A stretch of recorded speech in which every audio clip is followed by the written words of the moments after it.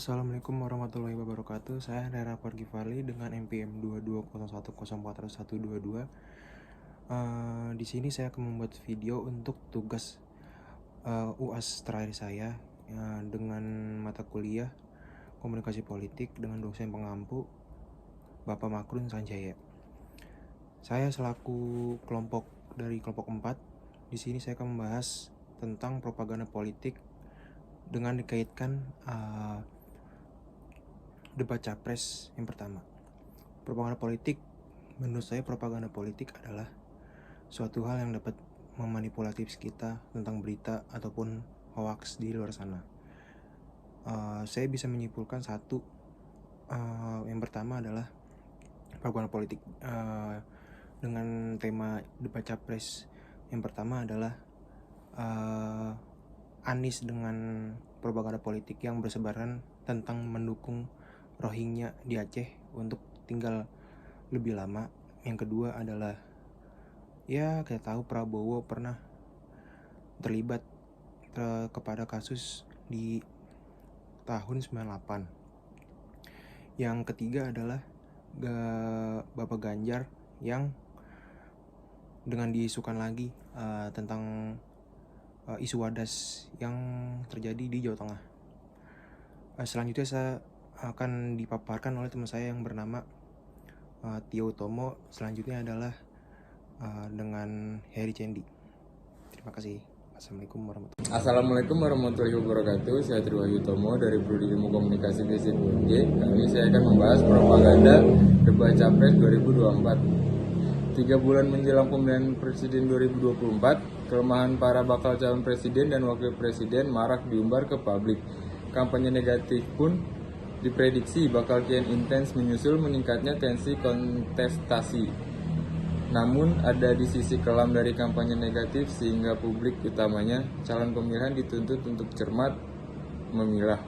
Bakal capres dari koalisi Indonesia Maju, Prabowo Subianto misalnya, kerap menjadi sasaran kampanye negatif karena masa lalunya saat ini masih aktif di militer. Serangan yang juga muncul saat Prabowo maju sebagai capres dalam pemilihan presiden 2014 dan 2019 ini menguak status Prabowo yang diberhentikan dari dinas militer pada 24 Agustus 1998 menyusul kasus penculikan para aktivis pro-demokrasi 1998. Terima kasih.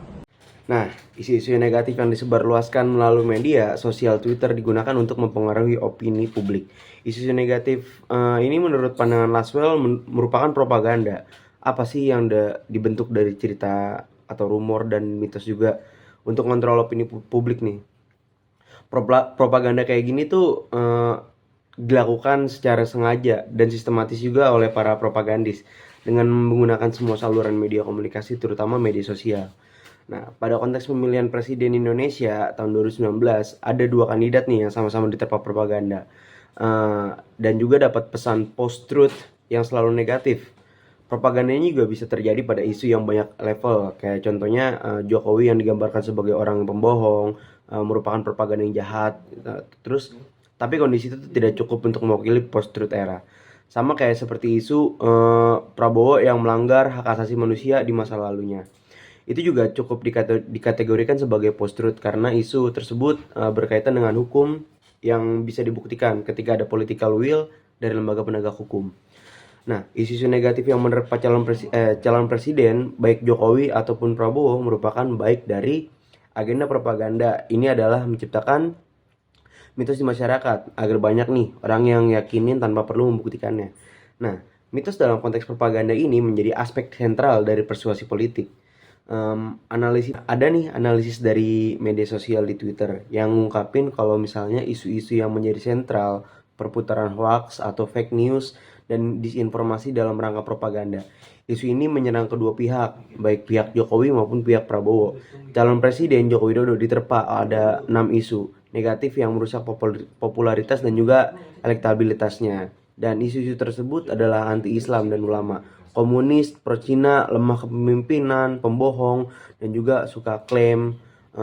Semua isu tersebut dikategorikan sebagai propaganda politik yang menyerang emosi warganet. Nah, karena tidak dilandasi bukti yang kuat. Sedangkan isu negatif dari Pak Prabowo sendiri itu adalah kayak nganggep orang pelanggar hak asasi manusia, pemarah, diragukan agamanya, dan juga pro khilafah, kurang pengalaman, dan juga penyebar hoax. Isu negatif ini juga merupakan bagian propaganda yang dilakukan oleh lawan politiknya di medsos. Di antara 6 isu tersebut, sebagian besar mengacu pada propaganda umum yang banyak dilakukan politisi sebelum post-truth era. Sekian dari kelompok kami. Assalamualaikum warahmatullahi wabarakatuh.